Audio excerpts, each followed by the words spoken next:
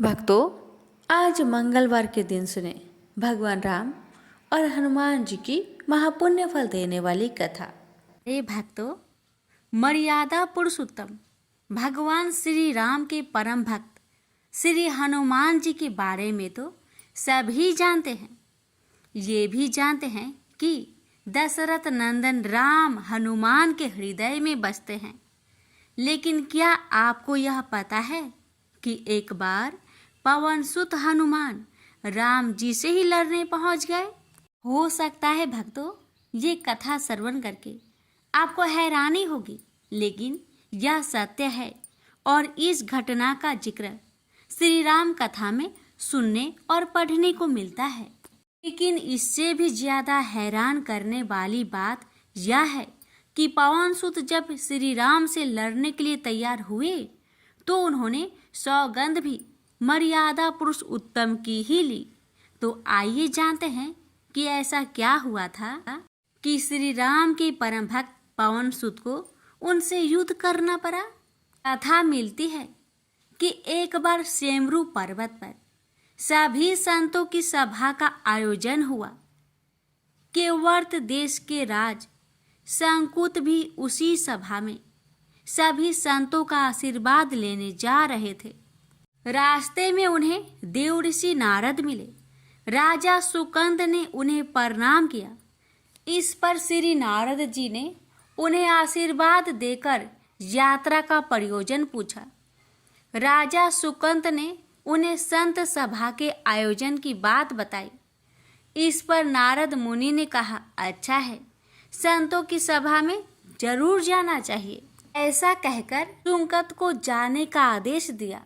सुकंद जैसे ही सभा में जाने के लिए प्रस्थान करने लगे, तैसे ही नारद जी ने उन्हें आवाज दी। इसके बाद कहा कि जिस सभा में जा रहे हो उसमें सभी को प्रणाम करना, लेकिन ऋषि विश्वामित्र का अभिवादन बिल्कुल भी मत करना। इस पर सुकंद ने पूछा कि यह तो उचित नहीं है। तब श्री नारद जी ने कहा कि तुम भी राजा हो, वो भी पहले राजा ही थे, अब संत हो गए हैं, मत करना प्रणाम। राजा सुकंद ने किया भी ठीक वैसा ही। सभा के समाप्त होते ही विश्वामित्र जी श्री राम से मिलने पहुंचे। वहां पहुंचकर उन्होंने बताया कि उनका अपमान हुआ। वह इसे भूल भी जाते, लेकिन यह तो संत परंपरा का अपमान है। राम जी ने पूछा, गुरुजी क्या हुआ? तब विश्वामित्र जी ने कहा कि मेरा अपमान हुआ है। राम जी ने पूछा, किसने किया है? तब विश्वामित्र जी ने पूछा कि जानकर करोगे भी क्या? इस पर श्री राम जी ने कहा कि गुरुजी, आपके चरणों का सौगंध लेकर प्रतिज्ञा करता हूँ, जो सिर आपके चरणों में नहीं झुका है उसे काट दिया जाएगा। कल सुबह में उसका वध करूंगा। श्री राम की इस सौगंध का जैसे ही राजा सुकंद को पता चला, वह नारद मुनि को ढूंढने लगे। काफी देर तक वह परेशान रहे, लेकिन नारद मुनि उन्हें मिल ही नहीं रहे थे। व्याकुल होकर जब वह रोने लगे, तब नारद जी प्रकट हुए। सुकंद ने हाथ जोड़कर उन्हें सारी बात कह सुनाई, साथ ही प्राण दान की विनती की। इस पर नारद जी ने उन्हें माता अंजनी की शरण में जाने की सलाह दी। ये भी कहा कि अगर उन्होंने तुम्हें बचाने का वचन दे दिया तो तुम जरूर बच जाओगे, लेकिन यह भी कहा कि वह किसी को यह नहीं बताएंगे कि नारद जी ने उन्हें यह सलाह दी है। राजा सुकंद के रोने की आवाज सुनकर माता अंजनी बाहर पहुंची। तब उन्होंने कहा कि माता, मुझे बचा ले, अन्यथा विश्वामित्र जी मुझे मार डालेंगे। इस पर माता अंजनी ने सुकंद को उसके प्राण बचाने का वचन दिया। उन्होंने कहा कि तुम शरण में हो, तुम्हें कोई नहीं मार सकता। इसके बाद राजा सुकंद को विश्राम करने के लिए कहा। शाम ढले जब हनुमान जी माता अंजनी के पास पहुंचे तो उन्होंने सारी बात बताई, लेकिन सुकंद को बुलाने से पहले पवन सुत से सौगंध लेने को कहा। तब श्री हनुमान जी ने कहा कि वह श्री राम के चरणों की सौगंध लेते हैं कि वह सुकंद के प्राणों की रक्षा करेंगे।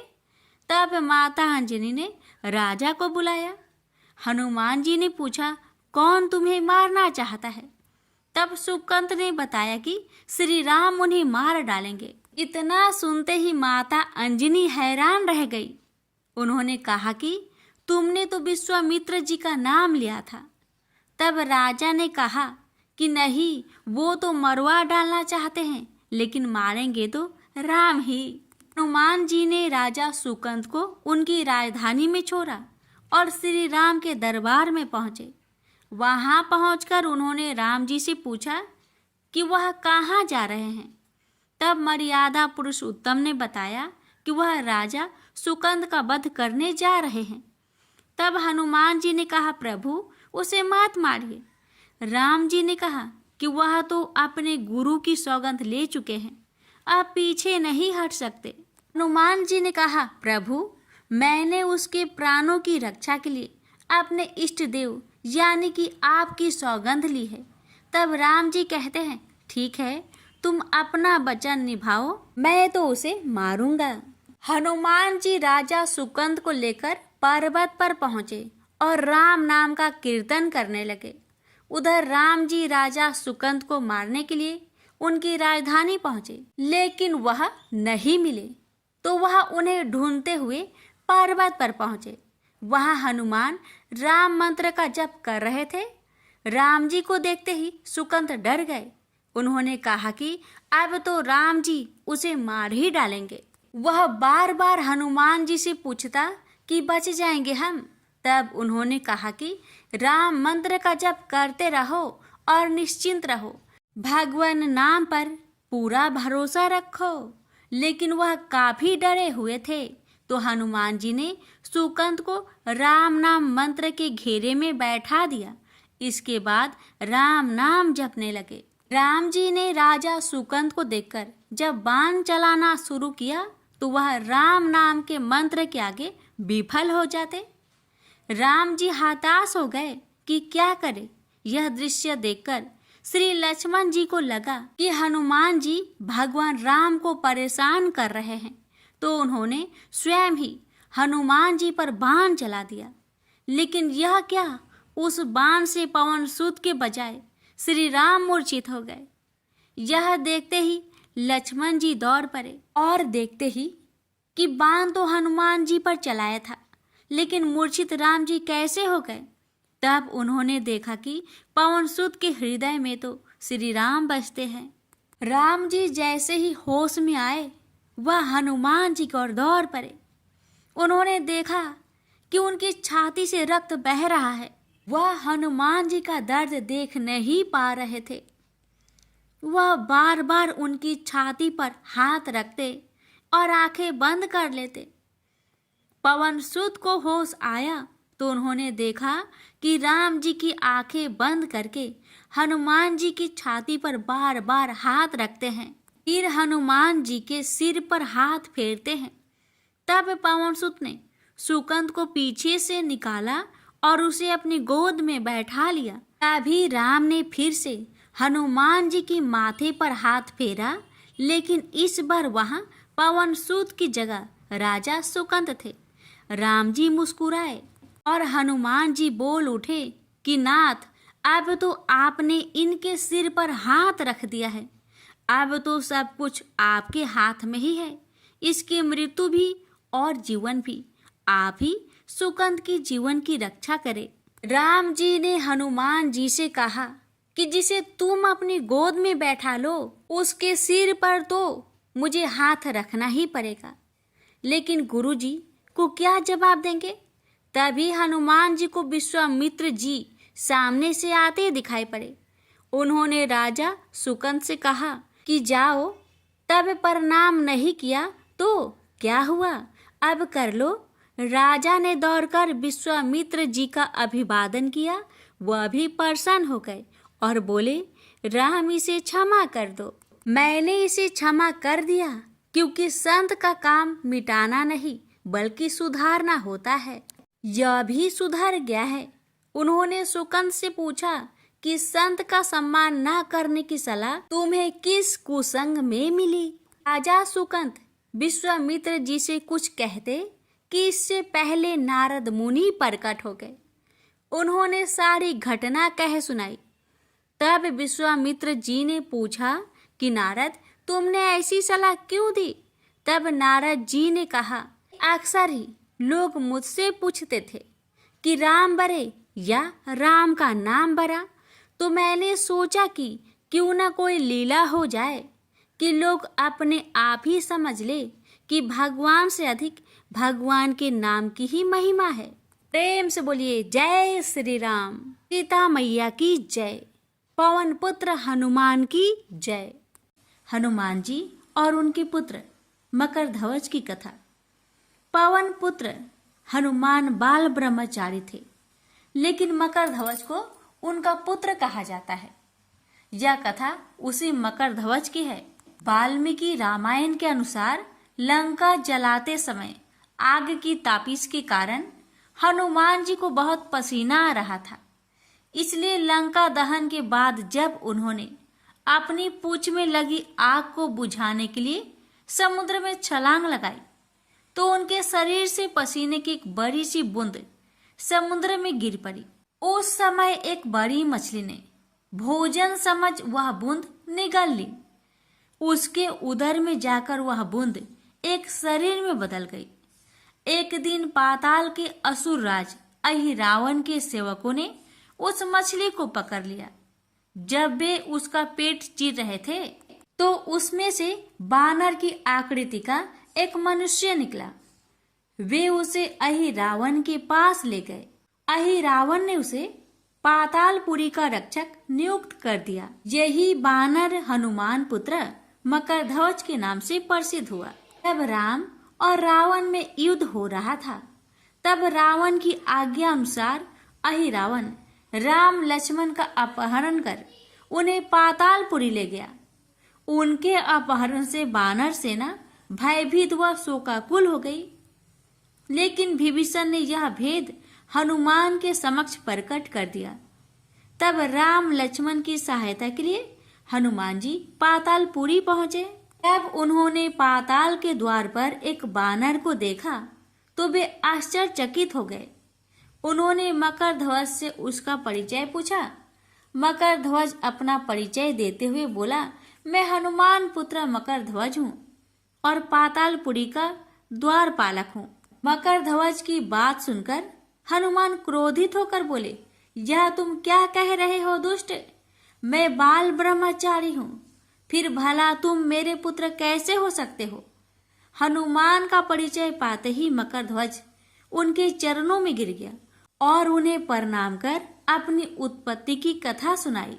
हनुमान जी ने भी मान लिया कि वह उनका ही पुत्र है, लेकिन यह कहकर कि वे अभी अपने श्री राम और लक्ष्मण को लेने आए हैं। जैसे ही द्वार की ओर बढ़े, वैसे ही मकरध्वज उनका मार्ग रोकते हुए बोला, पिताश्री, यह सत्य है कि मैं आपका पुत्र हूँ, लेकिन अभी मैं अपने स्वामी की सेवा में हूँ, इसलिए आप अंदर नहीं जा सकते। हनुमान ने मकरध्वज को अनेक प्रकार से समझाने का प्रयास किया, किंतु वह द्वार से नहीं हटा। तब दोनों में घोर युद्ध शुरू हो गया। देखते ही देखते हनुमान जी उसे अपनी पूंछ में बांधकर पाताल में प्रवेश कर गए। हनुमान सीधे देवी मंदिर में पहुंचे, जहां अहिरावण राम लक्ष्मण की बलि देने वाला था। हनुमान जी को देखकर चामुंडा देवी पाताल लोक से प्रस्थान कर गई। तब हनुमान जी देवी रूप धारण करके वहां स्थापित हो गए। कुछ देर के बाद अहिरावण वहां आया और पूजा अर्चना करके जैसे ही उसने राम लक्ष्मण की बलि देने के लिए तलवार उठाई, वैसे ही भयंकर गर्जना करते हुए हनुमान जी प्रकट हो गए और उसी तलवार से अहिरावण का वध कर दिया। उन्होंने राम लक्ष्मण को बंधन मुक्त किया। तब श्री राम ने पूछा, हनुमान, तुम्हारी पूंछ में यह कौन बंधा है? बिल्कुल तुम्हारे ही समान लग रहा है, इसे खोल दो। हनुमान ने मकर ध्वज का परिचय देकर उसे बंधन मुक्त कर दिया।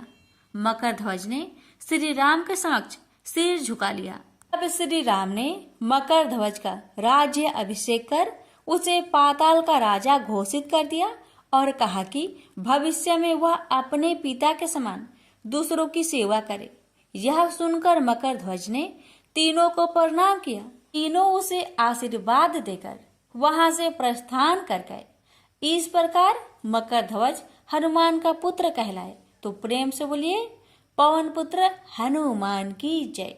अब श्रवण करेंगे राम नाम की महिमा की बड़ी ही सुंदर कथा। लंकापति रावण के वध के बाद जब अयोध्यापति प्रभु श्री राम की कीर्ति दूर दूर तक फैल रही थी और वह मर्यादा पुरुषोत्तम कहलाने लगे, तब एक दिन महादेव शिव की इच्छा भी मर्यादा पुरुषोत्तम श्री राम से मिलने की हुई। पार्वती को संग लेकर महादेव कैलाश पर्वत उतरकर अयोध्या नगरी के रास्ते चल पड़े। भगवान शिव और माँ पार्वती को अयोध्या आया देखकर राम जी बहुत खुश हुए। माता जानकी ने उनका उचित आदर सत्कार किया और स्वयं भोजन बनाने के लिए रसोई में चली गई। इस बीच भगवान शिव ने श्री राम जी से पूछा, आपके सेवक हनुमान जी दिखाई नहीं पड़ रहे हैं? श्री राम बोले, वे बगीचे में हैं। शिव जी ने श्री राम जी से बगीचे में जाने की अनुमति मांगी और पार्वती जी का हाथ थामकर बगीचे में आ गए। बगीचे की खूबसूरती देखकर उनका मन मोहित हो गया। आम के एक घने वृक्ष के नीचे हनुमान जी दीन दुनिया से बेखबर गहरी नींद में सोए थे और एक लय में खराटे से राम नाम की ध्वनि उठ रही थी। चकित होकर शिव जी और माता पार्वती एक दूसरे की ओर देखने लगे। माता पार्वती मुस्कुरा उठी और वृक्ष की डालियों की ओर इशारा किया। राम नाम सुनकर पेड़ की डालियां भी झूमने लगी थी और इनके बीच से भी राम नाम उच्चारित हो रहा था। शिव जी इस राम नाम की धुन में मस्त मगन होकर खुद भी राम राम कहकर नाचने लगे। माता पार्वती जी ने भी अपने पति का अनुसरण किया और अपने कोमल पैर थिरकाने लगी। शिव जी और पार्वती जी के नृत्य से ऐसी झनकार उठी कि स्वर्ग लोक के देवतागण भी आकर्षित होकर बगीचे में आ गए और राम नाम की धुन में सभी मस्त हो गए। माता जानकी भोजन तैयार करके प्रतीक्षार्थ थी, परंतु संध्या घिरने तक भी अतिथि नहीं पधारे। तब अपने देवर लक्ष्मण जी को बगीचे में भेजा। लक्ष्मण जी तो स्वयं को श्री राम का सेवक ही मानते थे। अब बगीचे में आकर जब उन्होंने धरती पर स्वर्ग का नजारा देखा तो खुद भी राम नाम की धुन में झूम उठे। महल में माता जानकी परेशान हो रही थी कि अभी तक भोजन ग्रहण करने कोई भी क्यों नहीं आया। उन्होंने श्री राम जी से कहा, भोजन ठंडा हो रहा है, चलिए हम ही जाकर बगीचे में से सभी को ले आए। जब राम जी बगीचे में गए तो वहां राम नाम की धुन मची हुई थी। हनुमान जी गहरी नींद में सोए हुए थे और उनके खराटों से अभी तक राम नाम निकल रहा था। श्री राम भाव विहल हो उठे। राम जी ने हनुमान जी को नींद से जगाया और प्रेम से उनकी तरफ निहारने लगे। हनुमान जी प्रभु को आया देख शीघ्रता से उठ खड़े हुए। नित्य की सभा भंग हो गई। शिव जी खुले कंठ से हनुमान जी की राम भक्ति की सराहना करने लगे। हनुमान जी सकुचाए लेकिन मन ही मन खुश हो रहे थे। श्री सिया राम ने भोजन करने का आग्रह भगवान शिव जी से किया। तभी लोग महल में भोजन करने के लिए चल पड़े। माता जानकी भोजन परोसने लगी। हनुमान जी को भी श्री राम जी ने पंक्ति में बैठने का आदेश दिया। हनुमान जी बैठ तो गए, परंतु आदत ऐसी थी कि राम जी के भोजन करने के उपरांत ही सभी लोग भोजन करते थे। आज श्री राम के आदेश से पहले भोजन करना पड़ रहा था। माता जानकी हनुमान जी को भोजन परोसती जा रही थी, पर हनुमान जी का पेट ही नहीं भर रहा था। सीता जी कुछ समय तक तो उन्हें भोजन परोसती रही, फिर समझ गई इस तरह से हनुमान जी का पेट नहीं भरेगा। उन्होंने तुलसी के एक पत्ते पर राम नाम लिखा और भोजन के साथ हनुमान जी को परोस दिया। तुलसी पत्र खाते ही हनुमान जी को संतुष्टि मिली और वह भोजन खाकर उठ खड़े हुए। भगवान शिव शंकर ने प्रसन्न होकर हनुमान जी को आशीर्वाद दिया कि आपकी राम भक्ति युगों युगों तक याद की जाएगी और आप संकट मोचन कहलाएंगे। प्रेम से बोलिए सिया रामचंद्र की जय। हर हर महादेव। माता पार्वती की जय। हनुमान जी की जय। व्यास जी ने कहा, एक बार नैमिषारण्य तीर्थ में 80,000 मुनि एकत्र होकर पुराणों के ज्ञाता श्री सूत जी से पूछने लगे, हे महामुने, आपने हमें अनेक पुराणों की कथाएं सुनाई हैं। आप कृपा करके हमें ऐसा व्रत और कथा बताइए जिसके करने से संतान की प्राप्ति हो तथा मनुष्य को रोग शोक अग्नि सर्व दुख आदि का भय दूर हो, क्योंकि कलयुग में सभी जीवों की आयु बहुत कम है।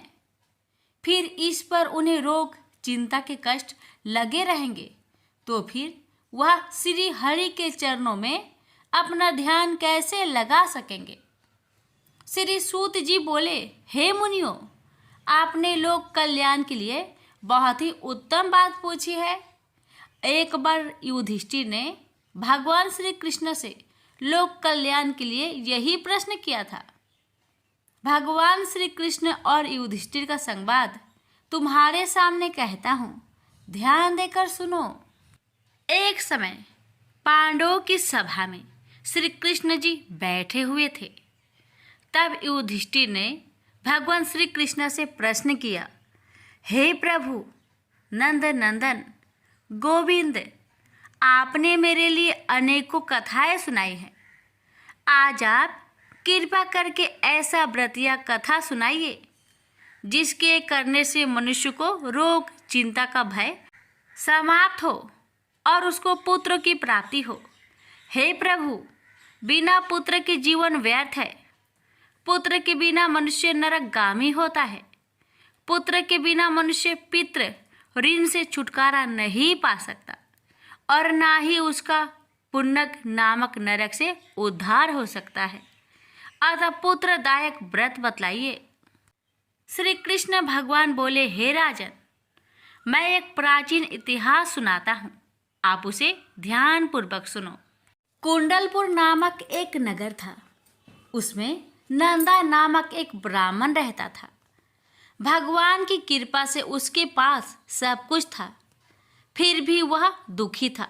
उसका कारण यह था कि ब्राह्मण की स्त्री सुनंदा की कोई संतान न थे। सुनंदा पतिव्रता थी, भक्तिपूर्वक श्री हनुमान जी की आराधना करती थी। मंगलवार के दिन व्रत करके अंत में भोजन बनाकर हनुमान जी का भोग लगाने के बाद स्वयं भोजन करती थी। एक बार मंगलवार के दिन ब्राह्मणी गृह कार्य की अधिकता के कारण हनुमान जी को भोग ना लगा सके, तो इस पर उसे बहुत दुख हुआ। उसने कुछ भी नहीं खाया और अपने मन में प्रण किया कि अब तो अगले मंगलवार को ही हनुमान जी का भोग लगाकर अन्न जल ग्रहण करूंगी। ब्राह्मणी सुनंदा प्रतिदिन भोजन बनाती, श्रद्धापूर्वक पति को खिलाती, परंतु स्वयं भोजन नहीं करती और मन ही मन श्री हनुमान जी की आराधना करती। इसी प्रकार 6 दिन गुजर गए और ब्राह्मणी सुनंदा अपने निश्चय के अनुसार भूखी प्यासी निराहार रही। अगले मंगलवार को ब्राह्मणी सुनंदा प्रातः काल ही बेहोश होकर गिर पड़ी। ब्राह्मणी सुनंदा की इस असीम भक्ति के प्रभाव से श्री हनुमान जी बहुत प्रसन्न हुए और प्रकट होकर बोले, सुनंदा, मैं तेरी भक्ति से बहुत प्रसन्न हूँ, तू उठ और वर मांग। सुनंदा अपने आराध्य देव श्री हनुमान जी को देखकर आनंद की अधिकता से विह्वल हो श्री हनुमान जी के चरणों में गिरकर बोली, हे प्रभु, मेरे कोई संतान नहीं है, कृपा करके मुझे संतान प्राप्ति का आशीर्वाद दे, आपकी अति कृपा होगी। श्री महावीर जी बोले, तेरी इच्छा पूर्ण होगी, तेरे एक कन्या पैदा होगी, उसके अष्टांग प्रतिदिन सोना दिया करेंगे। इस प्रकार कहकर श्री महावीर जी अंतर्ध्यान हो गए। ब्राह्मणी सुनंदा बहुत हर्षित हुई और सभी समाचार अपने पति से कहा। ब्राह्मण देव कन्या का वरदान सुनकर कुछ दुखी हुआ, परंतु सोना मिलने की बात सुनी तो बहुत प्रसन्न हुआ। विचार किया कि ऐसी कन्या के साथ मेरी निर्धनता भी समाप्त हो जाएगी। श्री हनुमान जी की कृपा से वह ब्राह्मणी गर्भवती हुई और 10वें महीने में उसे बहुत ही सुंदर पुत्री प्राप्त हुई। यह बच्ची अपने पिता के घर में ठीक उसी तरह बढ़ने लगी जिस प्रकार शुक्ला पक्ष की चंद्रमा बढ़ता है। 10वें दिन ब्राह्मण ने उस बालिका का नामकरण संस्कार कराया। उसके कुल पुरोहित ने उस बालिका का नाम रत्नावली रखा, क्योंकि यह कन्या सोना प्रदान किया करती थी। इस कन्या ने पूर्व जन्म में बड़े ही विधान से मंगल देव का व्रत किया था। रत्नावली का अष्टांग बहुत सा सोना देता था। उस सोने से नंदा ब्राह्मण बहुत ही धनवान हो गया। अब ब्राह्मणी भी बहुत अभिमानी करने लगी। समय बीतता रहा। अब रत्नावली 10 वर्ष की हो चुकी। एक दिन जब नंदा ब्राह्मण प्रसन्नचित्त था, तब सुनंदा ने अपने पति से कहा, मेरी पुत्री रत्नावली विवाह की योग हो गई है, अतः आप कोई सुंदर तथा योग वर देकर इसका विवाह कर दे। यह सुन ब्राह्मण बोला, अभी तो रत्नावली बहुत छोटी है। तब ब्राह्मणी बोली, शास्त्रों की आज्ञा है कि कन्या 8वें वर्ष में गौरी, 9 वर्ष में रोहिणी, 10वें वर्ष में कन्या, इसके पश्चात रजवाला हो जाती है। गौरी के दान से पाताल लोक की प्राप्ति होती है, रोहिणी के दान से वैकुंठ लोक की प्राप्ति होती है, कन्या के दान से इंद्रलोक में सुखों की प्राप्ति होती है। अगर हे पतिदेव रजवाला का दान किया जाता है तो घोर नरक की प्राप्ति होती है। इस पर ब्राह्मण बोला, अभी तो रत्नावली मात्र 10 ही वर्ष की है और मैंने तो 16-16 साल की कन्याओं का विवाह कराए हैं, अभी जल्दी क्या है। तब ब्राह्मणी सुनंदा बोली, आपको तो लोभ अधिक हो गया है। शास्त्रों में कहा गया है कि माता पिता और बड़ा भाई रजवाला कन्या को देखते हैं तो वह अवश्य नरकगामी होते हैं। तब ब्राह्मण बोला, अच्छी बात है, कल मैं अवश्य ही योग वर की तलाश में अपना दूत भेजूंगा। दूसरे दिन ब्राह्मण ने अपने दूत को बुलाया और आज्ञा दी कि जैसी सुंदर मेरी कन्या है वैसा ही सुंदर वर उसके लिए तलाश करो। दूत अपने स्वामी की आज्ञा पाकर निकल पड़ा। पंपई नगर में उसने एक सुंदर लड़के को देखा। यह बालक एक ब्राह्मण परिवार का बहुत गुणवान पुत्र था। इसका नाम सोमेश्वर था।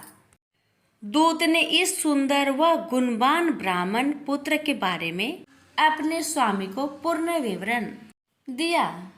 ब्राह्मण नंदा को भी सोमेश्वर अच्छा लगा और फिर शुभ मुहूर्त में विधि पूर्वक कन्यादान करके ब्राह्मण ब्राह्मणी संतुष्ट हुए।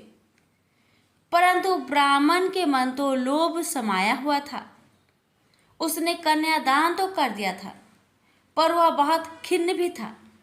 उसने विचार किया कि रत्नावली तो अब चली जाएगी और मुझे इससे जो सोना मिलता था वह अब मिलेगा नहीं।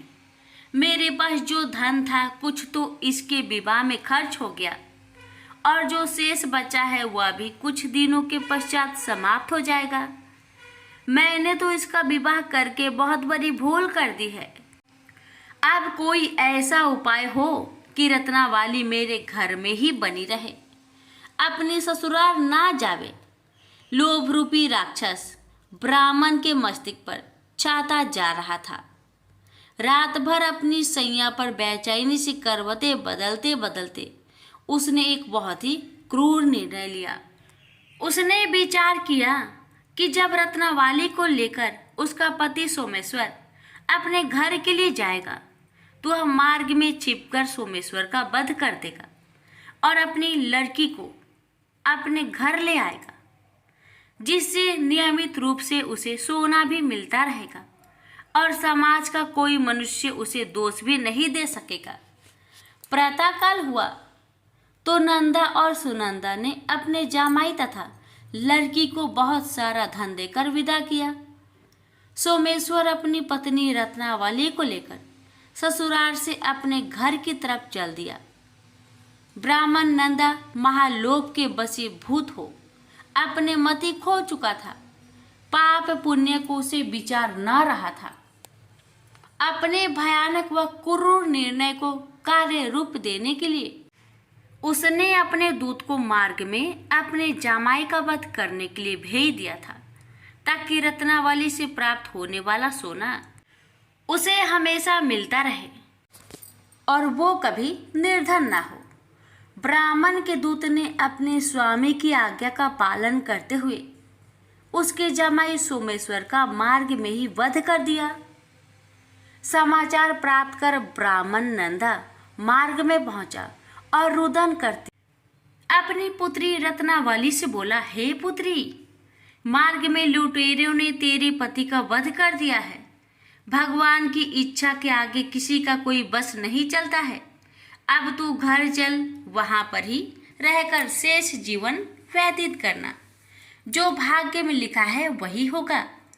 अपने पति की अकाल मृत्यु से रत्नावली बहुत दुखी हुई। करुण क्रंदन व रुदन करते हुए अपने पिता से बोली, हे पिताजी, इस संसार में जिस स्त्री का पति नहीं है उसका जीना व्यर्थ है। मैं अपने पति के साथ ही अपने शरीर को जला दूंगी और सती होकर अपने इस जन्म को माता पिता के नाम को तथा सास ससुर के यश को सार्थक करूंगी। ब्राह्मण नंदा अपनी पुत्री रत्नावली के वचनों को सुनकर बहुत दुखी हुआ। विचार करने लगा, मैंने व्यर्थ ही जामाई वध का पाप अपने सिर लिया। रत्नावली तो उसके पीछे अपने प्राण तक देने को तैयार हो। मेरा तो दोनों तरफ से मरण हो गया। धन तो अब मिलेगा नहीं। जामाई वध के पाप के फलस्वरूप यम यातना भी भुगतनी पड़ेगी। यह सोचकर वह बहुत खिन्न हुआ। सोमेश्वर की चिता बनाई गई। रत्नावली सती होने की इच्छा से अपने पति का सिर अपनी गोद में रखकर चिता में बैठ गई।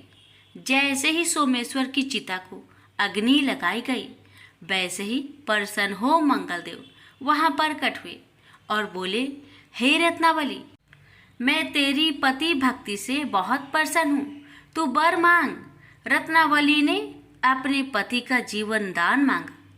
तब मंगलदेव बोले, रत्नावली, तेरा पति अजर अमर है, यह महाविद्वान भी होगा और इसके अतिरिक्त तेरी जो इच्छा हो वर मांग।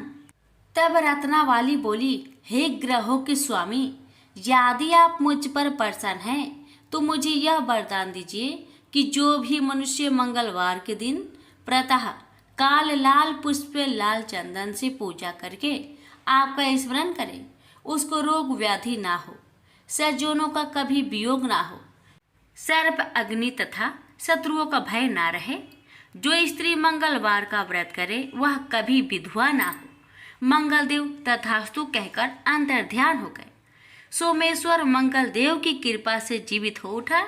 रत्नावली अपने पति को पुनः प्राप्त कर बहुत प्रसन्न हुई और मंगलदेव का व्रत प्रत्येक मंगलवार को करके व्रतराज और मंगलदेव की कृपा से इस लोक में सुख ऐश्वर्य को भोगते हुए अंत में अपने पति के साथ स्वर्गलोक को गई।